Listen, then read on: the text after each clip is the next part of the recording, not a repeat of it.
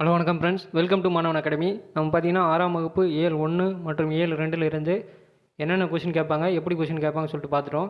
இப்போ வந்து பார்த்தீங்கன்னா இயல் 3ல் இருந்து என்னென்ன கொஷின் கேட்பாங்க, எப்படி கொஷின் கேட்பாங்க அப்படின்னு சொல்லிட்டு பார்க்கலாம் வாங்க. ஃபஸ்ட்டு இந்த பாயிண்ட் பாருங்கள். ஆத்திச்சூடி என்பது அகரவரிசையில் அறிவுரைகளை சொல்லும் இலக்கியம்.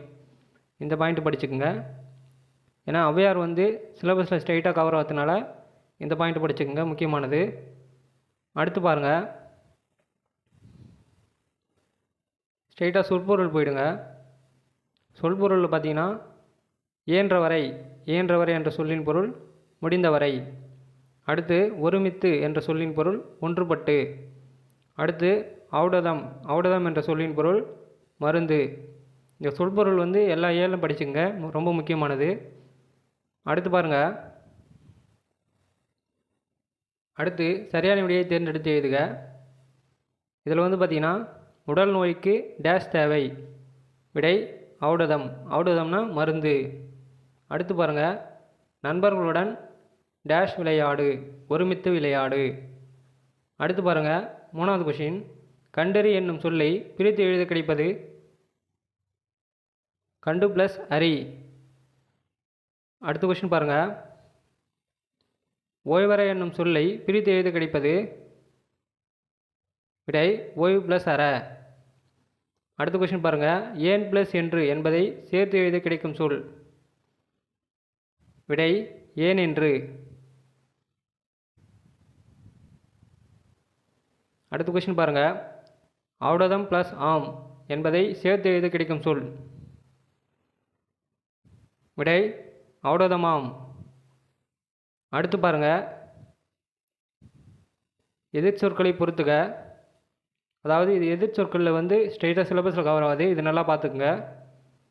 ஃபஸ்ட்டு பாருங்கள், அணுகோட எதிர்ச்சொல் பார்த்திங்கன்னா விலகு.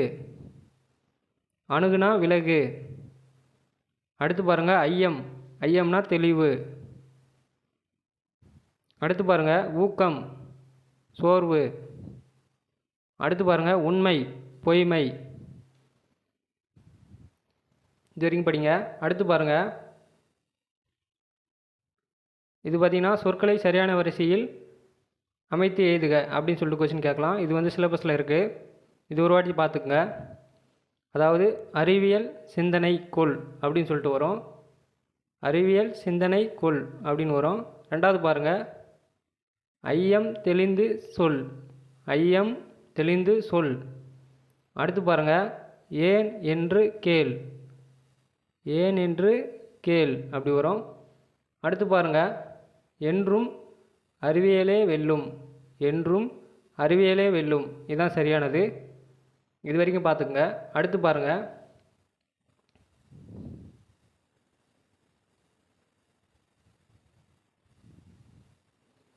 அடுத்து படிக்க வேண்டியது சரியான விடையை தேர்ந்தெடுத்து எழுதுக.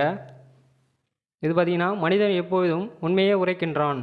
ரெண்டாவது பாருங்கள், ஆழக்கடல் என்னும் சொல்லை பிரித்து எழுத கிடைப்பது விடை ஆழம் ப்ளஸ் கடல்.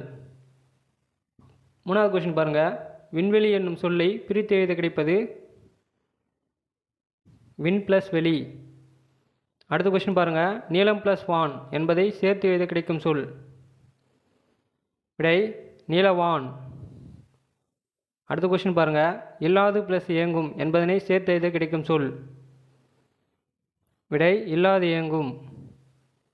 அடுத்த கொஷின் பாருங்கள், எல்லா பாடல் வரையும் பொறுத்த வரைக்கும் எதுகை மணி சொற்கள் வந்து பார்த்து வச்சுக்கோங்க, இது கேட்கறதுக்கு வாய்ப்பு இருக்குது.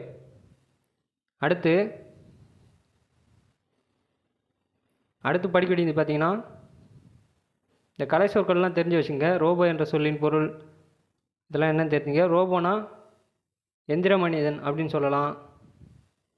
கலை சொற்கள் வந்து எல்லாத்தையும் படித்து வச்சுக்கோங்க, ஏன்னா கலை சொற்கள் டைரெக்டாக சிலபஸில் இருக்குது.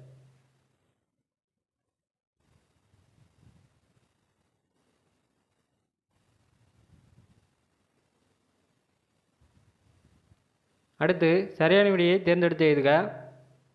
நுட்பமாக சிந்தித்து அறிவது நுண்ணறிவு. அடுத்து பாருங்கள், தானே இயங்கும் எந்திரம் தானியங்கி. அடுத்து பாருங்கள், நின்றிருந்த என்னும் சொல்லை பிரித்து எழுத கிடைப்பது நின்று ப்ளஸ் இருந்த. அடுத்த கொஷின் பாருங்கள், அவ்வுருவம் என்னும் சொல்லை பிரித்து எழுத கிடைப்பது ஆ ப்ளஸ் உருவம்.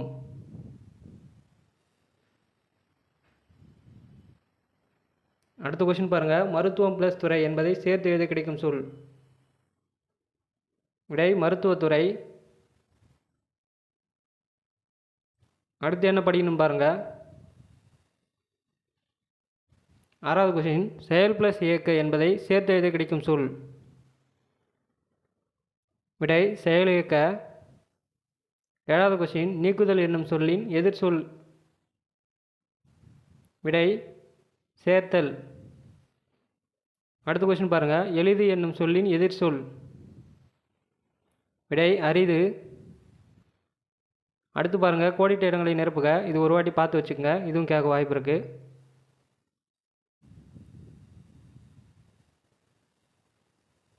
அடுத்து என்ன படிக்கணும்னு பாருங்கள்.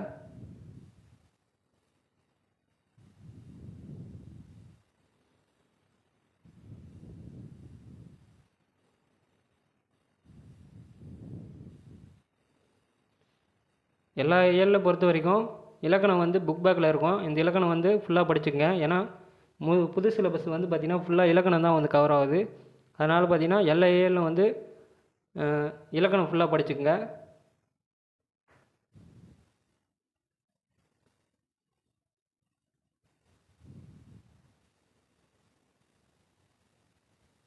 அடுத்து பாருங்கள். பத்தியை படித்து வினாக்களுக்கு விடை எழுதுக.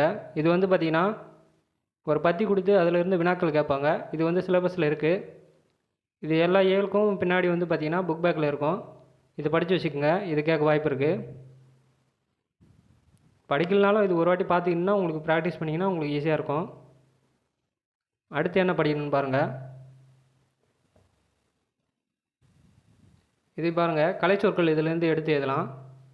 அதாவது இந்த சொற்களுக்கு இணையான தமிழ் சொல் வந்து கேட்டிருக்காங்க. கம்ப்யூட்டர் என்ற சொல்லின் தமிழ் சொல் வந்து பார்த்திங்கன்னா கணினி என்று சொல்லலாம். அடுத்து பாருங்கள். காலிங் பெல் என்ற சொல்லின் தமிழ் சொல் பார்த்திங்கன்னா அழைப்பு மணி அப்படின்னு சொல்லலாம். அடுத்து பாருங்கள். மிஷின் என்ற சொல்லின் தமிழ் சொல் வந்து பார்த்திங்கன்னா இயந்திரம் அப்படின்னு சொல்லலாம். அடுத்து பாருங்கள். ரோபோ என்ற சொல்லுக்கு தமிழ் சொல் என்னன்னு கேட்டாங்கன்னா இயந்திர மனிதன் அப்படின்னு சொல்லலாம்.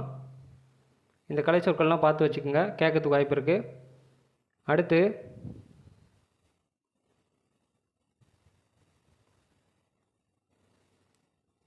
பார்த்திங்கன்னா புக் பேக்கில் வந்து கலைச்சொற்கள் கொடுத்துருப்பாங்க, அதை பார்த்துக்குங்க. செயற்கை நுண்ணறிவு ஆர்டிஃபிஷியல் இன்டெலிஜென்ஸ், செயற்கைக்கோள் சேட்டலைட். அடுத்து மீத்திறன் கணினி சூப்பர் கம்ப்யூட்டர், நுண்ணறிவு இன்டெலிஜென்ஸ். ஏழு 3 பொறுத்த வரைக்கும் இது வரைக்கும் படித்தா போதுமானது. அடுத்த வீடியோவில் பார்த்தீங்கன்னா 7 4 என்னென்ன கொஷின் கேட்பாங்க, எப்படி கொஷின் கேட்பாங்கன்னு சொல்லிட்டு பார்க்கலாம். Okay, thank you.